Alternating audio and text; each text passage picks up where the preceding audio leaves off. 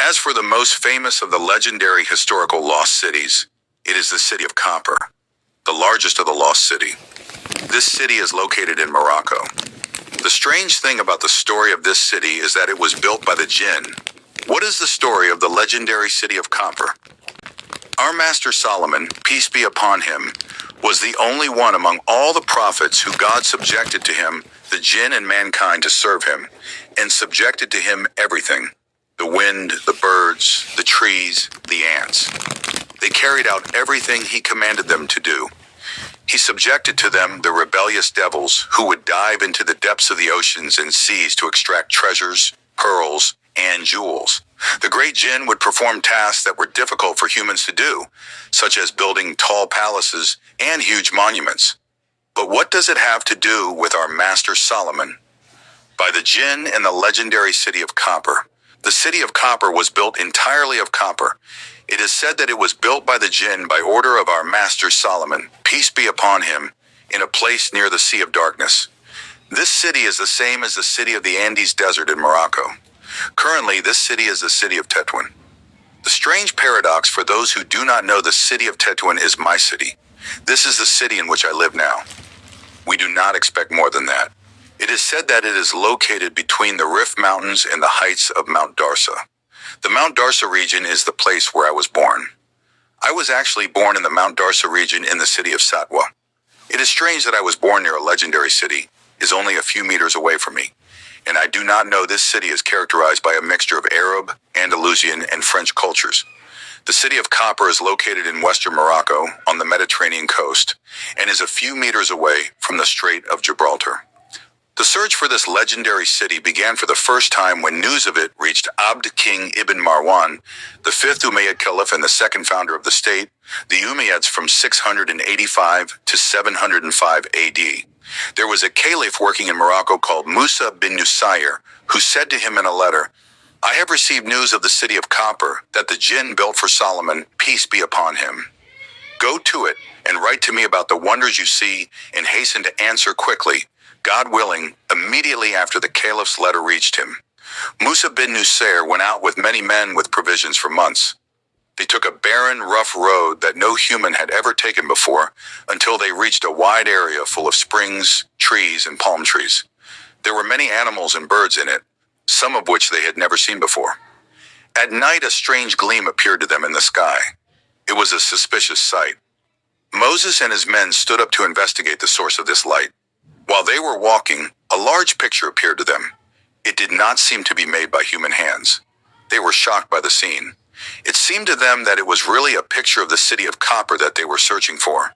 They tried in every way to find an entrance or door to this wall, but they did not succeed in finding one. Any way to get in, one of the engineers with them came up with an idea, which is that they should do. They dug a tunnel under the pictures to reach the city. When they started digging until they reached the water, they found that the foundations of the copper pictures were stronger than they had imagined. So they abandoned the idea. Then a man came out of them with a second idea, which was to build pictures similar to the pictures of the city, then climb on them and enter the city. They actually implemented the idea and built a huge wall of the stones were thrown, and a ladder and a rope were placed on it. One of them developed and climbed to the top of the city's pictures. As soon as he reached the top, he saw the city before his eyes. He was shocked by the scene. Suddenly he started laughing hysterically and clapping his hands. He threw himself into the city. This was followed by a great uproar, tremendous sounds and strange screams that they had never heard before. They felt fear and extreme panic. Those terrifying sounds continued for 3 days and nights. When the noise died down, Moses and his men began to shout the name of that man, hoping he would answer them, but there was no sign of him. It seemed as if he had died. Another man decided to volunteer to climb to the mountain. After he promised him double the blood money of the first man, he said, "I will climb." So he pulled on it, in the middle of a strong rope, and hold its end with you until I wanted to throw myself into the city. They prevented me. When the man climbed up, the same thing happened to him. He was shocked and amazed and began to laugh, then clapped his hands and threw himself from the pictures. They blew him from the rope, but suddenly they began to feel an opposing force pulling the rope from the other side of the pictures, so it broke. The man's body was cut in half, with his upper half falling inside the city, and his lower half remaining hanging by the rope. The scene was terrifying and frightening. The luxurious white raw material. One of these paintings had engravings and writings that showed that they were the names of the prophets, peace be upon them, and the names of the pharaohs, kings, and Caesars. Huge ants came out from between the trees towards the men, tearing their horses to pieces completely. Just like what happened in the movie Indiana Jones.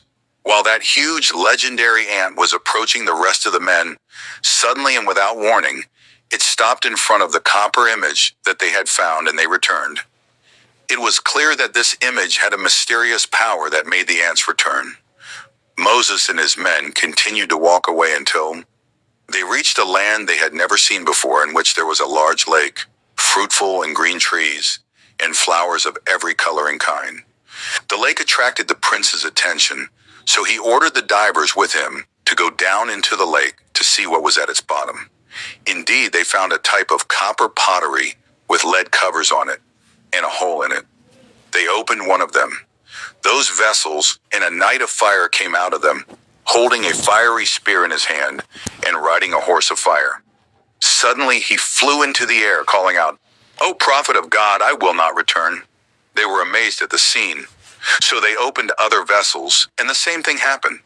The prince said, "It is not right to open these bubbles, because in them are jinn whom he has imprisoned." Solomon, peace be upon him, passed by. After that, they returned all the copper vessels to the lake. Suddenly, a giant man with the appearance of a human being, but his size was large, came out of the lake. They asked him, "Who are you, the one standing on the water?"